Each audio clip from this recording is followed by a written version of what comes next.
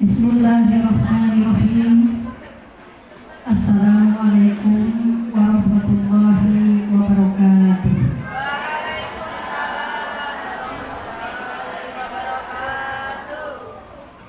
Yang jawab salam, mudah-mudahan bulan dari suaminya nambah. Assalamualaikum warahmatullahi wabarakatuh.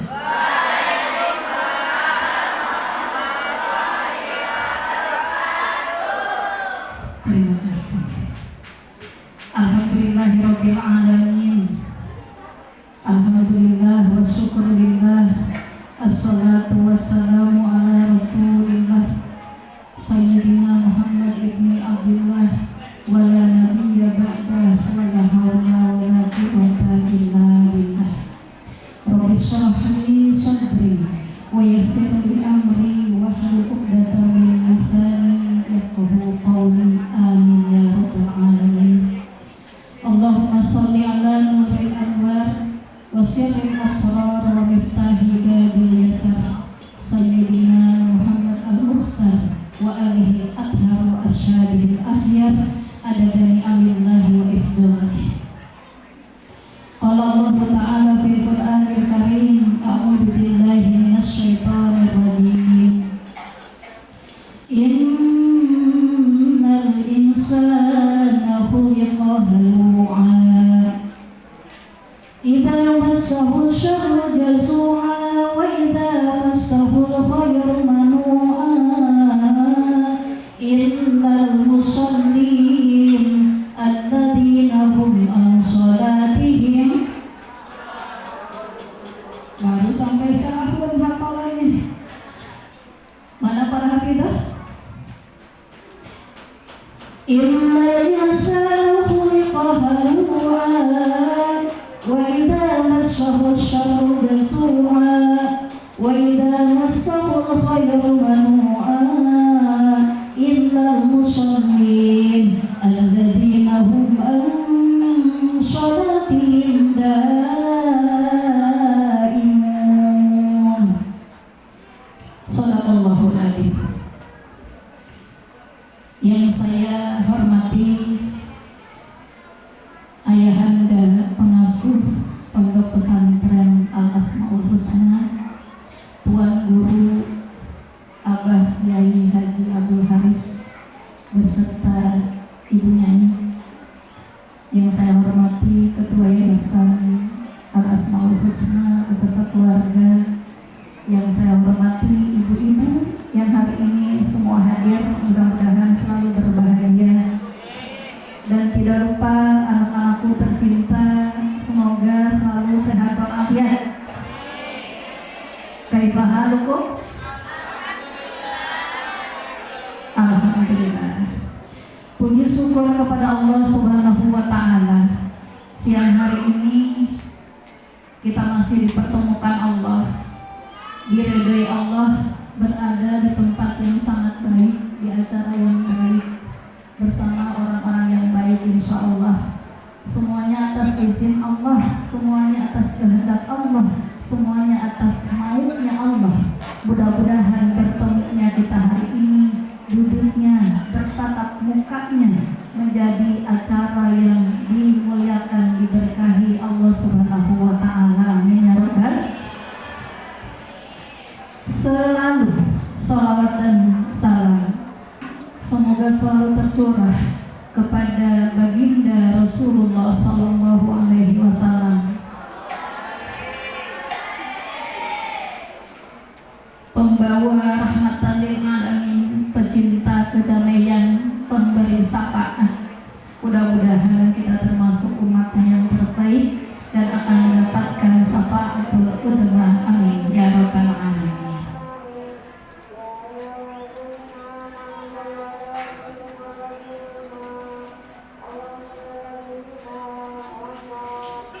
Nampaknya mau azan ini ya, kita tunggu sebentar.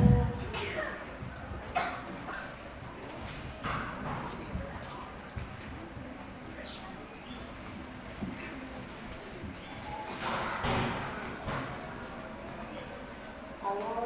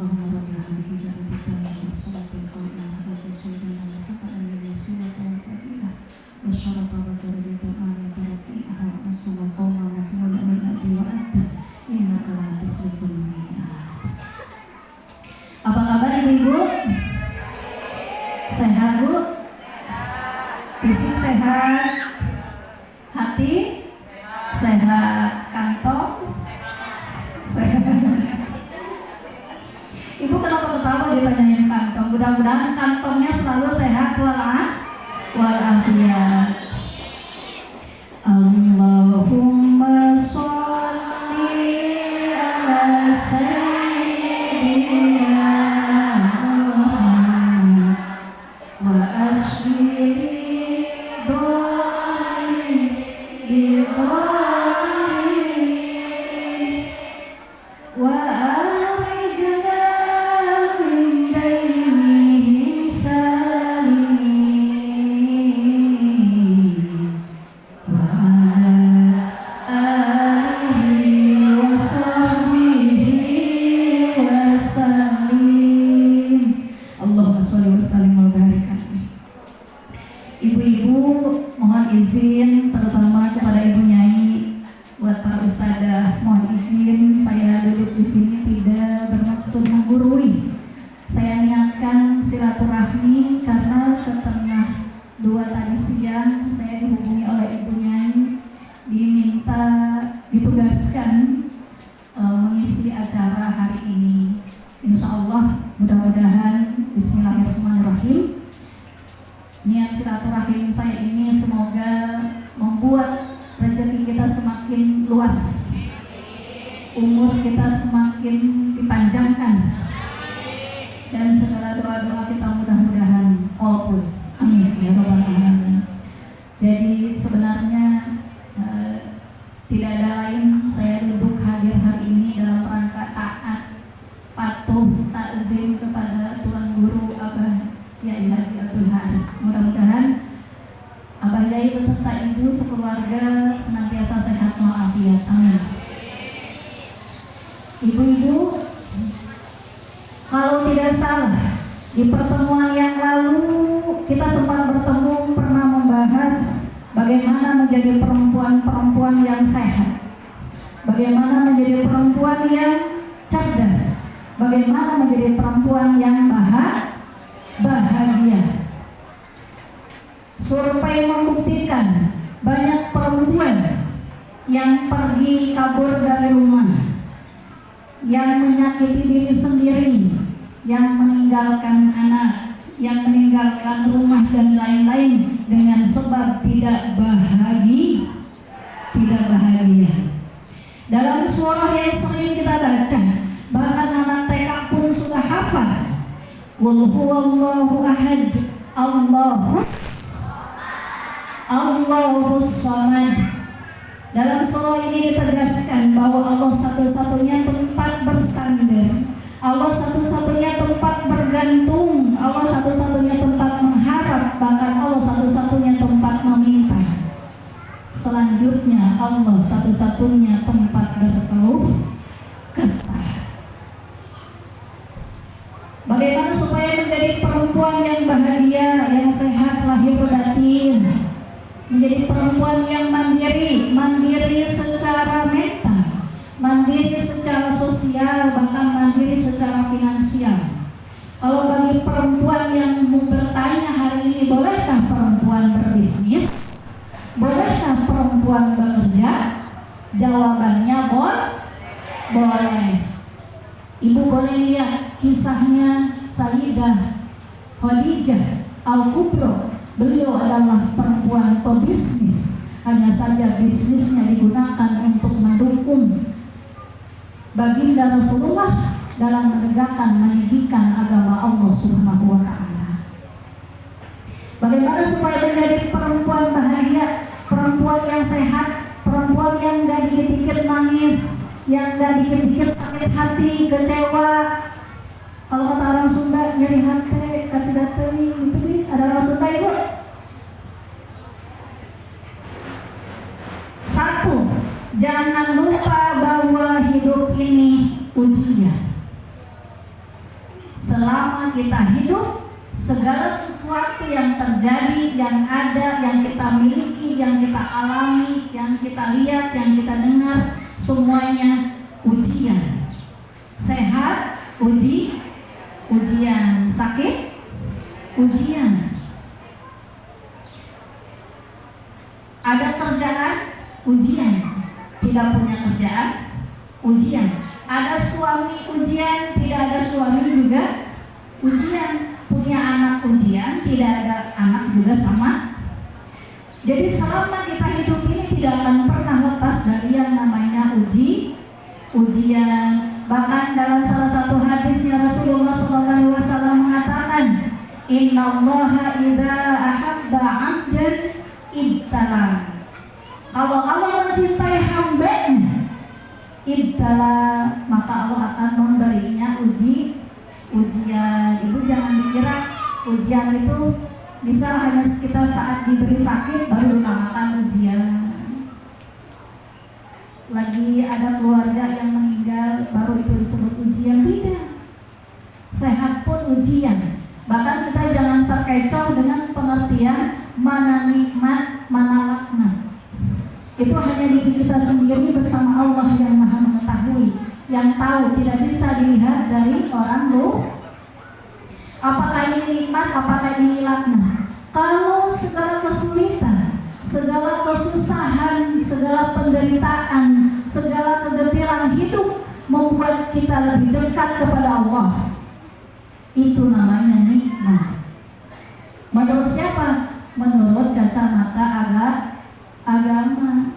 Tetapi sebaliknya, jika ibu diberi sehat, duit banyak, kedudukan di masyarakat tinggi, status sosial naik terus, tapi membuat ibu lalai bahkan lupa jauh dari Allah, itu sebenarnya laknat. Menurut sebagian orang, kontrak rumah itu kesusahan, penderitaan. Sebenarnya bagi sebagian yang lain tidak, karena bisa kontrak rumah saja. Satu, kontrak rumah itu bukan aib, bukan celak, tapi saat kita jauh dari Allah baru namanya musibah. وَلَنَبْلُوَنَّكُمْ بِشَيْءٍ مِّنَ الْخَوْفِ وَالْجُوعِ وَنَقْصٍ مِّنَ الْأَمْوَالِ وَالْأَنفُسِ وَالثَّمَرَاتِ وَبَشِّرِ الصَّابِرِينَ. Dan sungguh kami akan uji kalian semuanya, kata Allah. وَلَنَبْلُوَنَّكُمْ بِشَيْءٍ مِّنَ الْخَوْفِ. Allah akan memberikan ujian dengan bentuk apa? Satu, dengan bentuk ketakutan. Yang hari ini punya duit, takut duitnya habis, ya kan Bu? Yang hari ini punya anak, kadang anaknya keluar takut kenapa-kenapa. Anaknya takut celaka, anaknya takut sakit, anaknya takut kena musibah, anaknya takut gak lulus ujian. Nah, macam-macam jenis ketakutan itu disebut dengan ujian. Punya suami takut digangguin orang, ujian, ya Bu. Punya rumah tangga takut tidak bahagia, ujian lagi. Besok mau makan apa? Ujian. Khawatir, takut. Ternyata segala jenis bentuk ketakutan, kekhawatiran itu adalah ujian Allah. Karena ada ujian, maka kita diperintahkan oleh Allah tempatnya menuangkan segala, mengadukan segala ujian-ujian kita ini hanya kepada Allah. Kecilkan segala makhluk dalam hati kita dan besarkan nama Allah di dalam hati kita. Supaya apa? Supaya ketika mendapat ujian tuh tenang, santai, itu ya, tidak stres, tidak nyalahin orang lain. Karena agama tidak mengajarkan menyalahkan orang lain setiap kali ada terjadi sesuatu kepada kita. Kita diajarkan bagaimana ketika ada sakit, nyalahin diri sendiri. Oh iya, ketika saya sakit nih, saya sering-sering telat makan, itu salah saya. Kenapa duit habis? Nggak nyalahin orang lain, nggak nyalahin anak. Oh iya, duit habis itu gara-gara saya boros. Saya selalu menginginkan segala keinginan itu dipenuhi, bukan sesuai dengan kebutuhan. Agama mengajarkan, Rabbana zalamna anfusana wa illam taghfir lana wa tarhamna lanakunanna minal khasirin. Nabi Adam ketika dikeluarkan dari surganya Allah tidak menyalahkan ibunda Hawa tidak sama sekali. Tidak menyalahkan iblis yang menggoda supaya memakan buah huri, sama sekali tidak. Tetapi Nabi Adam ketika oleh Allah dikeluarkan dari surga Allah, beliau mengatakan Rabbana zalamna anfusana wa illam taghfir lana wa tarhamna lanakunanna minal khasirin. Ketika ada kejadian tidak enak, agama mengajarkan, oh iya, saya dolim ya Allah, saya salah ya Allah. Ibu mungkin sering baca tuh ya, la ilaha illa anta subhanaka inni kuntu. Nah itu tuh ibu kalau disimpelkan maknanya, artinya itu, ya Allah saya salah, saya yang salah ya Allah. Jadi kita diajarkan dalam rumah tangga, dalam kehidupan sehari-hari, dimanapun kita bergaul, berada, ketika ada sesuatu yang tidak enak terjadi pada diri kita, tidak ada menyalahkan orang lain, karena agama mengajarkan salahkan diri sendiri. Ketika menyalahkan diri sendiri itu menenangkan, menyenangkan, tidak menimbulkan masalah yang baru. Bahkan bagus hikmahnya kita menjadi introspeksi, menjadi lebih mawas diri, menjadi lebih berhati-hati dan lain-lain. Jadi yang pertama, ujian kita yang diberikan oleh Allah adalah rasa takut. Wala nabluwannakum bisyai'in minal khawfi wal ju'. Yang kedua, ujian Allah itu ternyata rasa lapar, Ibu. Kita ini belajar beribadah bisa setiap hari, setiap waktu, kapanpun, dimanapun. Termasuk ketika sedang lapar, karena lapar ini ujian. Ketika kita lapar, misalnya sesekali kita lapar, terutama ketika kita lapar, misalnya saat tidak puasa, kemudian merasakan lapar, ya Allah, saya memang merasakan lapar nih, baru beberapa saat, mungkin 1 jam saja, mungkin dalam hitungan menit saja. Tetapi mungkin saudara-saudara sana di sebelah kiri, kanan, depan, belakang, kalau mau makan, mereka harus mengais sampah dulu, ngorek-ngorek dulu, baru dijual, mungkin sore terjualnya. Setelah terjual sampahnya baru bisa makan. Ketika lapar, ya Allah terima kasih, semoga rasa lapar ini membuat saya lebih peka sama orang lain. Ketika makan saya ingat orang lain, ketika makan saudara saya juga ikut makan atau tidak. Ketika saya makan sudah kenyang misalnya, saudara saya apa sudah makan apa belum? Itu menjadi ibadah. Setiap pikiran ibu, perasaan ibu, ucapan ibu bisa menjadi ibadah. Jadi ibadah itu bukan hanya sholat, bukan hanya zakat, bukan hanya puasa. Setiap kali kita berbisik di dalam hati, ya Allah. Setiap kali dapat kesulitan, ya Allah. Setiap kali dapat kesenangan, ya Allah, terima kasih. Semoga dengan segala nikmat yang Kau berikan kepadaku, aku mampu mensyukurinya dan mau berbagi dengan orang lain. Karena rasa lapar juga termasuk ujian. Nah, dua. Yang ketiga, wanatsir minal amwal. Yang ketiga, kekurangan harta. Kekurangan harta termasuk juga dengan ujian. Ibu, susah, senang sebenarnya tidak ada kaitannya dengan hina atau mulia di hadapan Allah. Saat kita senang, jangan terlalu percaya diri. Boleh jadi ketika kita senang itu boleh jadi tidak baik menurut Allah. Ketika kita susah, jangan terlalu merendahkan diri, apalagi putus asa. Karena boleh jadi ketika kita diberikan kesusahan, kesulitan oleh Allah, justru itu baik untuk diri kita. Jadi itu rumusnya itu ya, supaya kita selalu happy, selalu bahagia. Ada duit, alhamdulillah. Tidak ada duit, biasa aja. Karena apa? Karena rezeki itu bukan duit saja.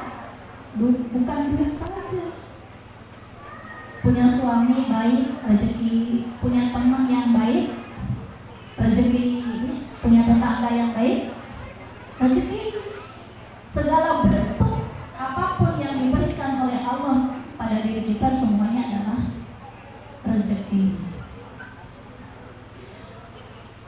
Wa naqsin minal amwal wal anfus, kekurangan jiwa atau kehilangan jiwa.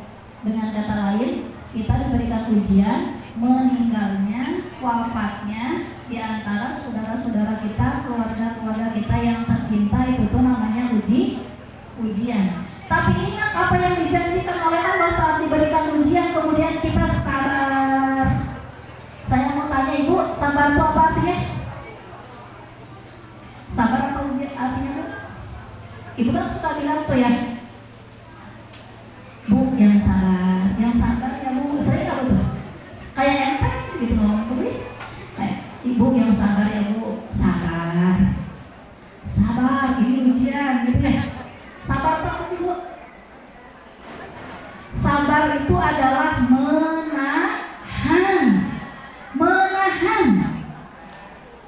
Apa contohnya? Misalnya saya pengen marah, terus tiba-tiba karena saya ingat sama yang dijanjikan Allah, wa basyirus sabirin, berikanlah kabar gembira bagi orang-orang yang sabar.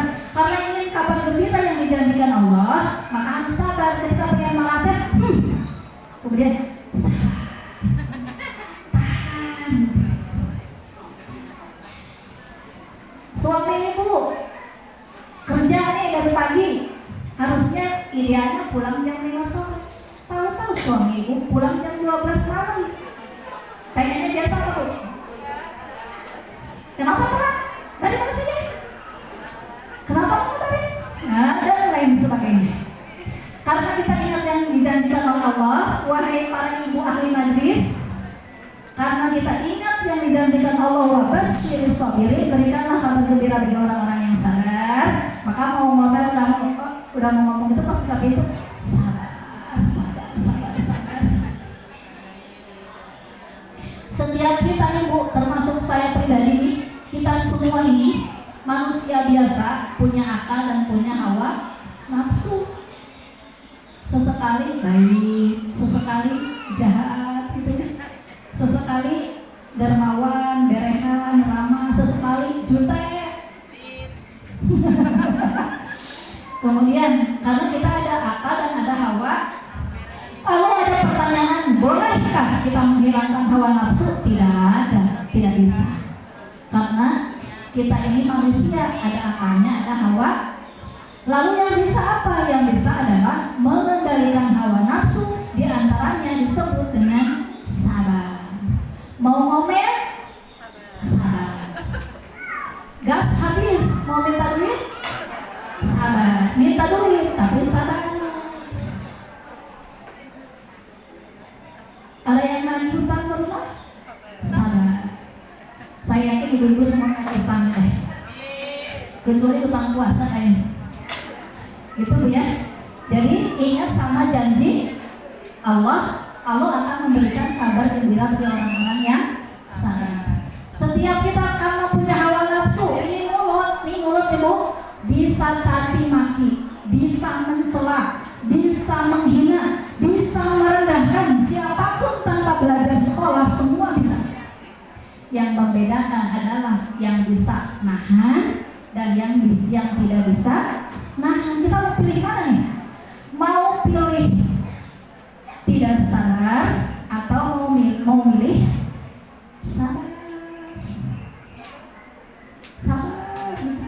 Ke anak itu kita tuh biasanya, misalnya anak uring-uringan gitu ya, kalau anak usia SD, ini kan Bu, kalau kita mendidik anak usia TK, apalagi balita, TK, SD, SMP, ke atas tuh lain-lain. Kalau usia balita, TK itu masih disayang-sayang, kayak misalnya gini Bu, itu butuh kesabaran banget gitu. Kalau anak usia balita itu anak TK, ayo sayang kita mandi yuk gitu. Ayo sayang kita bobo. Nah itu cara mendidik anak balita, anak TK. Disayang-sayang. Anak usia SMP seperti yang ada di sini, santri di sini, sudah nggak bisa terus-terusan disayang-sayang. Sesekali disayang-sayang sama ibu, sesekali juga ditegasin. Kalau misalnya gini, sayang sudah sholat belum? Belum, ntar aja Ma. Ayo sholat dulu. Iya Ma, sebentar lagi. ayo sayang sholat dulu. Nah itu kan udah pakai sayang. Kalau sekian kali bahasa itu tidak didengar juga, maka sudah nggak bisa disayang-sayang lagi. Sabar, kita mesti sabar. Tetapi sabarnya kayak apa Bu coba? Kita langsung marah, sholat, kamu tuh sholat gitu. Sementara kita tuh ngajarin sabar sama anak ibu. Saya mau kasih tahu rahasia kenapa sih selama ini anak kita tuh susah dengar gitu ya, susah manut, padahal yang itu tuh baik, sayang, supaya baik, supaya sehat dan lain sebagainya. Apa sih? Karena sebenarnya kalau kita mau sadar, kita sering tidak sabar. Agama mengajarkan kalau ibunya sabar, maka anaknya akan lebih sabar. Kita lihat ibu kisah-kisahnya Nabi. Bagaimana seorang nabi namanya juga nabi, pasti soleh, nggak bisa diragukan lagi kesolehannya. Kalau istrinya tidak soleh, maka biasanya anaknya juga salah. Karena seorang ibu itu adalah pondasi utama supaya membuat keturunannya soleh. Jadi itu kalau semarah-marahnya, sejengkel-jengkelnya tuh sebagai tanda ibu yang sabar. Satu, tidak boleh meluapkan sesuatu saat sedang emosi. Percaya deh Bu, kalau kita lagi marah kemudian memberikan perintah kepada anak, mungkin saat itu anak kita akan takut, tetapi tidak ada efek kepada ibu untuk hormat, takzim, sedang, hanya sebatas rasa takut di depan ibu. Jadi ketika ingin marah itu ibu biasakan, kalau kita belum bisa mengendalikan hati kita sendiri, belum bisa menahan hawa nafsu sendiri, jangan sesekali ngomong sama anak. Mending ibu diam dulu. Kalau perlu, kalau sudah tenang, mungkin cara ibu dulu, mungkin lagi berdiri dulu kan diajarkan Rasulullah begitu ya. Ketika kita marah tuh, kalau sedang berdiri kita duduk masih marah juga, baringan, berbaring, itu yang diajarkan baginda Rasulullah SAW. Kalau menginginkan anak-anak ibu sabar, kita harus jauh lebih sabar. Kalau menginginkan anak-anak ibu kuat, mentalnya kuat, nggak cengengan, nggak kolokan, maka kita sebagai ibu ini harus lebih kuat lagi. Ada sesuatu yang tidak menyenangkan di rumah tangga, sabar. Ingat janji Allah, itu baru ngajinya berdampak. Dalam apa? Dalam kehidupan sehari. Mohon maaf ibu ya, itu kan ibu keren banget, berkah ibu tuh baca sholat terus. Sudahkah punya kesabaran? Karena iman kita itu separuh ada dalam sabar, separuh ada dalam syukur. Wabasyiris sabirin, berikanlah kabar gembira bagi orang-orang yang sabar. Orang-orang yang sabar itu ya nahan, mau marah nahan, pengennya belajar terus, boleh banyak diskon, sabar. Supaya nanti apa? Supaya dapat kabar gembira, maka harus sabar. Sabar itu menahan. Tapi ingat, sabar beda tipis dengan BODO. Sabar itu beda dengan bodoh. Sabar itu beda dengan beda tipis Bu. Misalnya ibu kan harus sabar nih. Satu, sabar adalah dinamis. Sabar itu bukan pasrah dengan keadaan. Yang pertama ibu kembalikan semuanya kepada Allah. Wa basyiris sabirin alladzina idza asabathum musibah qalu inna lillahi wa inna ilaihi raji'un. Ciri orang yang sabar, setiap kali ditimpa apapun tuh, yang pertama beristirja kalimatnya inna lillahi wa inna ilaihi raji'un. Jadi ketika ada orang mengucapkan innalillahi wa inna ilaihi raji'un, bukan hanya kalau mendengar orang wafat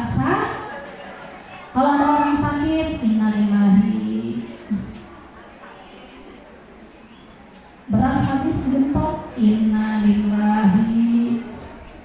Ada orang nanya, Bu, itu dompet apa jeruk? Bu, itu dompet apa jeruk? Dompet, kok tipis?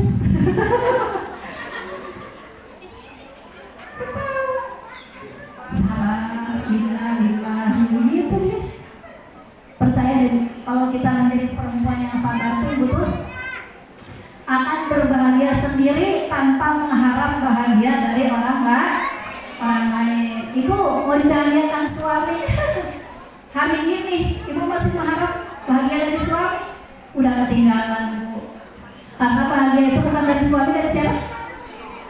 Pemilik kebahagiaan itu mesti Allah.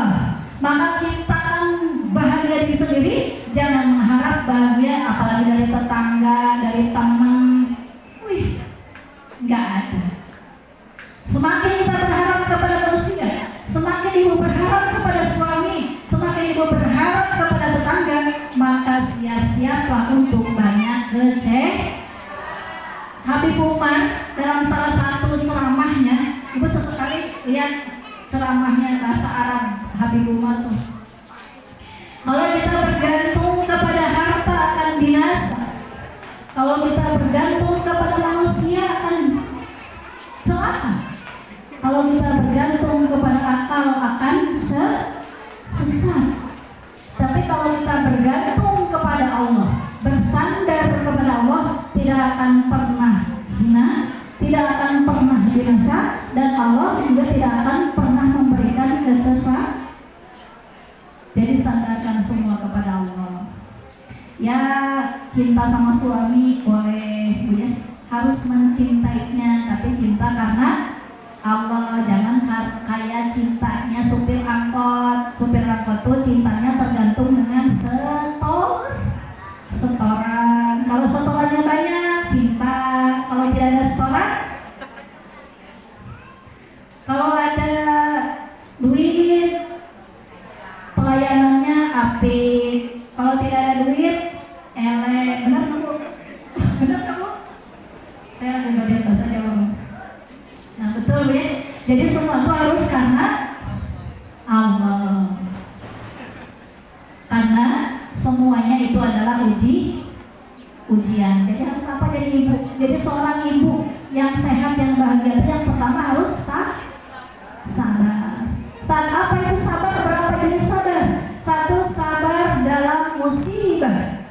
Sabar ketika ada musibah tuh jangan gitu. Yang pertama beristirja itu tadi, innalillahi wa inna ilaihi raji'un. Tahan. Sekalipun misalnya ibu ketika kita mengucapkan innalillahi wa inna ilaihi raji'un itu belum sampai ke sini sabarnya. Itu masih misalnya ada kekecewaan, ada kemarahan, kita mengucapkan innalillahi wa inna ilaihi raji'un, tetapi di sini tuh masih panas, tapi lama-lama percayalah semuanya akan berdampak. Biasakan, maka boleh jadi suatu hari kebiasaan ibu yang dimulai dari keterpaksaan akan menjadi sebuah kebutuhan. Enak Bu kalau sudah bergantung dengan sabar, bahagia gitu. Nggak ada tuh. Dibagi duit, alhamdulillah dibagi duit. Tidak dibagi duit, usaha sendiri. Itu perempuan. Kalau perempuan biasa yang dimanja terus, fasilitas ada terus, satu kali saja dikasih kesulitan, biasanya tidak tahan. Apa Allah memberikan ujian kepada kita, tujuannya apa coba Bu? Ketika diberikan ujian, satu, tidak ada lain tujuan Allah adalah mengangkat derajat. Kalau kita apa? Kalau kita sabar. Ujian diberikan oleh Allah. Tujuan yang kedua apa? Supaya dosa-dosa kita dihilangkan. Jadi kalau ada ujian itu sabar. Innalillahi wa inna ilaihi raji'un. Percayalah, setiap kali ada sesuatu kita gantungkan kepada Allah, kita sandarkan kepada Allah, maka kita sudah tidak peduli lagi dengan penilaian manusia. Dipuji, alhamdulillah, segala puji hanya milik Allah. Kita ucapkan alhamdulillah. Dicela tidak masalah ya, karena kita harapkan penilaian Allah. Nah itu sabar. وَلَنَبْلُوَنَّكُمْ بِشَيْءٍ مِنَ الْخَوْفِ وَالْجُوعِ وَنَقْصٍ مِنَ الْأَمْوَالِ وَالْأَنْفُسِ وَالثَّمَرَاتِ وَبَشِّرِ الصَّابِرِينَ. Sampai di dalam Quran dibahas kekurangan buah-buahan. Misalnya ada saudara kita yang lama tidak makan buah, tidak minum buah dan lain-lain, ternyata itu ujian juga itu. Nah, mudah-mudahan setiap kali ujian sehat, ujian sakit, ujian susah, ujian senang, semuanya bisa membuat diri kita dekat kepada Allah Subhanahu wa Ta'ala. Jadi kalau ada sesuatu itu biasakan begini, setiap ada sesuatu itu sering elus sini, elus hatinya supaya sabar gitu ya. Percaya itu. Kalau kita selalu menggantungkan segala sesuatu kepada Allah melalui sabar saja, melalui poin sabar saja, maka hidup kita akan baik-baik saja. Kenapa banyak orang teriak gitu? Kenapa banyak orang stres? Kenapa banyak orang marah? Karena apa? Itu tadi, karena tidak sabar. Hasbi Rabbi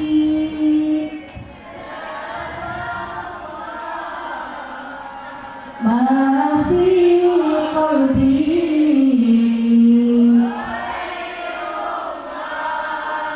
hasbi Rabbi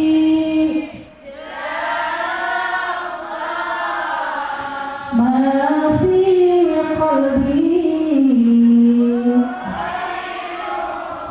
Nah, udah benar kan? Lisannya udah benar tuh. Tidak ada di dalam hati ini kecuali kenyataannya. Terakhir Ibu, saya mau tanya, sebelum saya tutup salam, saya mau tanya, Ibu lebih hormat, lebih takut Ibu lebih taat sama Allah, lebih taat sama handphone? Sama handphone. Kalau misalnya Ibu ada azan Bu ya, Allahu Akbar, Allahu Akbar, Allahu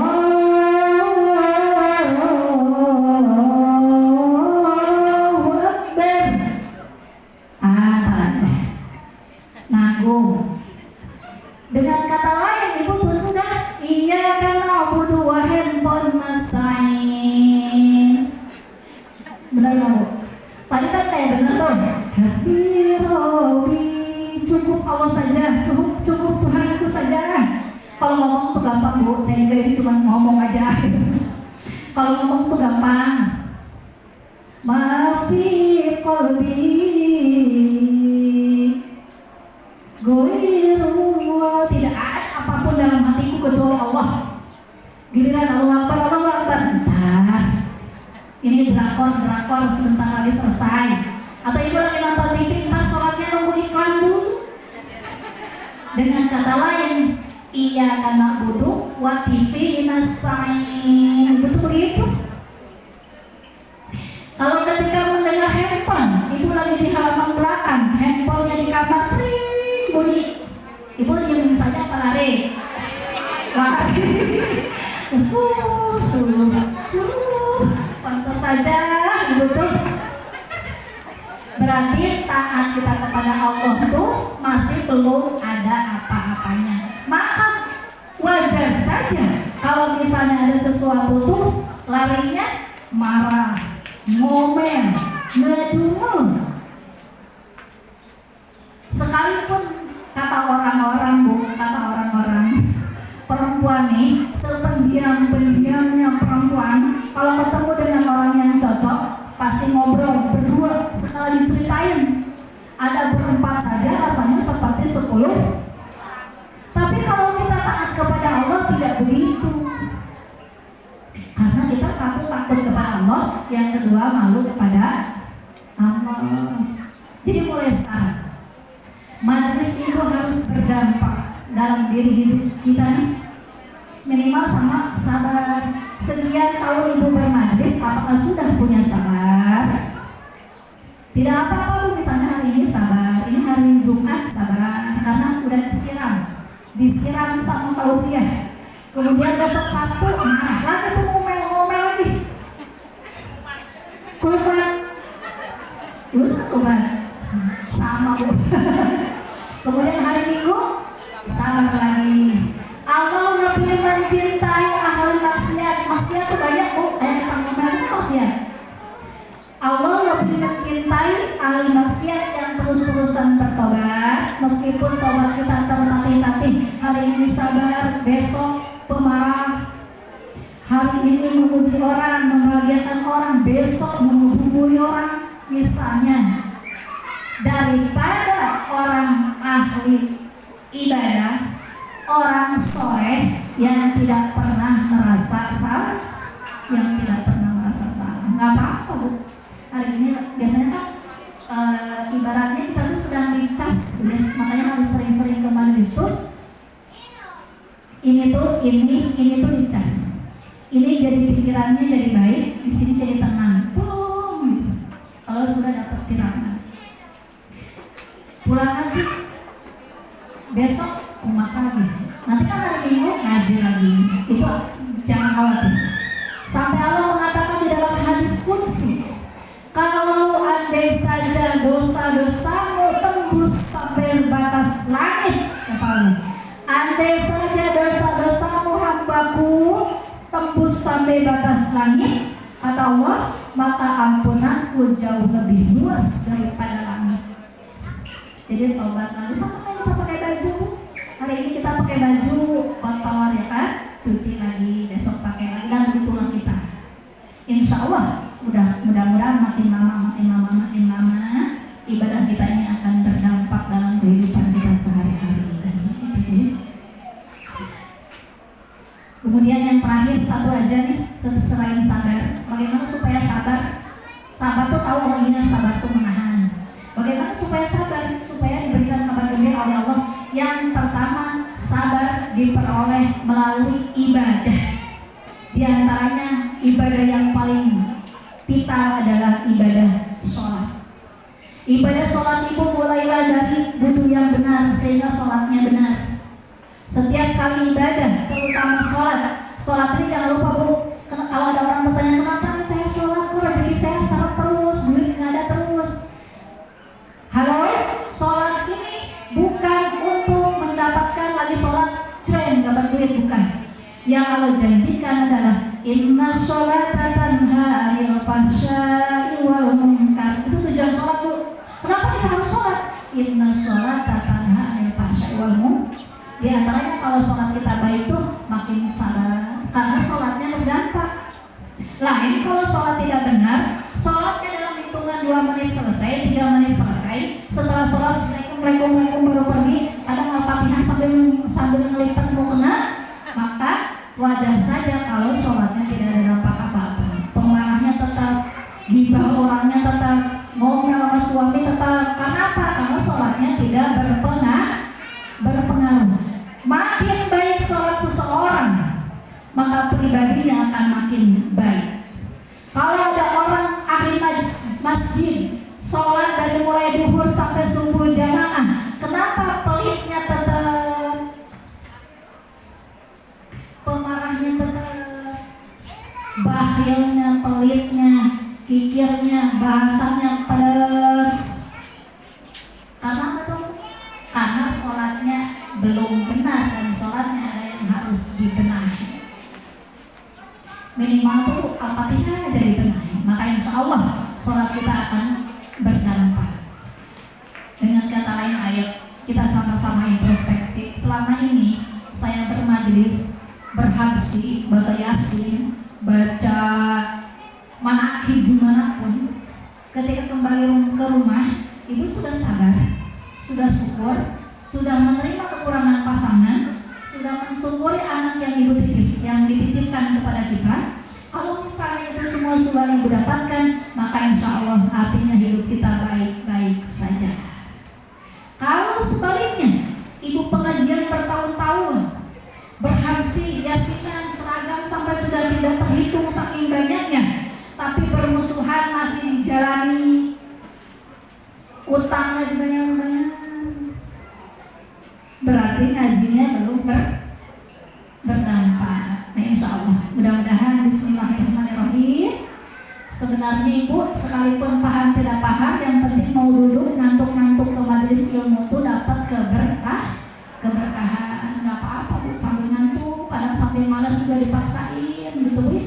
Mudah-mudahan melalui acara hari ini saya doakan, kita berdoa. Yang pertama, semoga Ibu semua yang hadir di sini diberikan panjang umur dalam kesolehan, diberikan sehat walafiat, anak-anak yang soleh, rumah tangga yang sakinah, ibadah yang istiqomah, diberikan hati yang qalbun salim, mencintai kedamaian, mencintai kebaikan, dan benci dengan segala jenis keburukan. Amin ya Allah ya Rabbal. Ya Rabbi bil Mustafa balligh maqasidana waghfir lana ma madha ya wasi'at karomi. Ya Rabbi bil Mustafa balligh maqasidana waghfir lana ma madha ya wasi'at karomi. Ya Rabbi Mustafa balligh maqasidana waghfir lana ma madha ya wasi'al karami. Allahumma inna nas'aluka salamatan fid din wa afiyatan fil jasad wa ziyadatan fil ilmi wa barakatan fil rizq wa taubatan qabla al-maut wa rahmatan inda al-maut wa maghfiratan ba'da al-maut. Allahumma hawwin 'alaina fi sakaratil maut wa najatan minan nari wal afwa indal hisab. Rabbana atina fid dunya hasanah wa fil akhirati hasanah wa qina adzabannar. Wassalamu ala mursalin walhamdulillahi rabbil alamin. Al-Fatihah.